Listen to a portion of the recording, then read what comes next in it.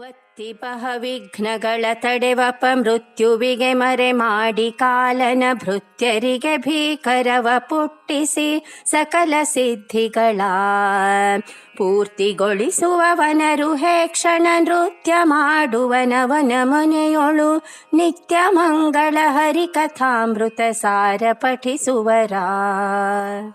ಗ್ರೀವಾಸ್ಯವಾಹತನು ಜಯಮಾಂಡಜಾದಿದಶ ಭಾವಾಭಿರಾಮಚರಿತಂ ಭಾವಾತಿಭವ್ಯ ಶುಭದೀವಾದಿರಾಜಯತಿ ಭೂವಾಗ್ವಿಲಾಸನಿಲಯಂ ಶ್ರೀವಾಗಧೀಶಮುಖ ದೇವಾಭಿನಮ್ಯ ಹರಿಸೇವಾರ್ಚನೇಷು ಪಠತಾಂ ಆವಾಸ ಏವ ಭವಿತಾ ವಾಗ್ನವೇತರ ಸುರಾವಾಸಲೋಕನಿಕರೇ. ದಾಸವರ್ಯಂ ದಯಾಯುಕ್ತಂ ದೂರೀಕೃತ ದುರಾಶಿಷಂ ಹರಿಕಥಾಮೃತ ಸಾರವಕ್ತಾರಂ ಜಗನ್ನಾಥ ಗುರುಂ ಭಜೆ. ಶ್ರೀ ಹರಿಕಥಾಮೃತ ಸಾರ ಫಲಸ್ತುತಿ ಸಂಧಿ ಪದ್ಯ 17.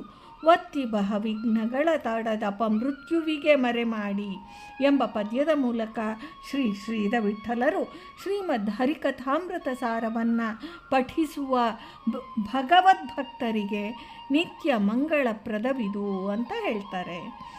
ಜೀವರಿಗೆ ಅವರ ಕರ್ಮಾನುಭವ ಫಲ ರೂಪವಾಗಿ ನಾನಾ ಪ್ರಕಾರವಾಗಿ ವಿಘ್ನಗಳು ಮೇಲಿಂದ ಮೇಲೆ ಬಂದು ಒದಗ್ತಾ ಇರ್ತವೆ. ಈ ವಿಘ್ನ ಪರಂಪರೆಗಳು ಜೀವರಿಗೆ ಪ್ರತಿಬಂಧಕಗಳು. ಮೇಲಿಂದ ಮೇಲೆ ಪರಂಪರಾಕ್ರಮದಲ್ಲಿ ಬರುತ್ತಿರುವ ಈ ವಿಘ್ನವರ್ತಿಗಳಿಗೆ ಒತ್ತಿ ಬರುವ ವಿಘ್ನಗಳ ಎಂದಿದ್ದಾರೆ. ಇಂತಹ ಒತ್ತಿ ಬರುವ ವಿಘ್ನವರ್ತಿಗಳು ಹರಿಕಥಾಮೃತ ಸಾರದ ನಿತ್ಯ ಪಠಣ ಹಾಗೂ ಮನನಗಳಿಂದ ಪರಿಹಾರವಾಗುವವು.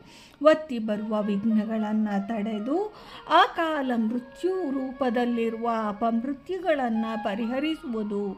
ಶ್ರೀಮದ್ ಹರಿಕಥಾಮೃತ ಸಾರವು ಕಾಲನ ಭೃತ್ಯರು ಯಮದೂತರಿಗೆ ಭಯವನ್ನು ಹುಟ್ಟಿಸಿ ಅವರನ್ನು ದೂರವಿರಿಸಿ ಅಪಮೃತ್ಯು ಪರಿಹಾರ ಮಾಡುವುದು.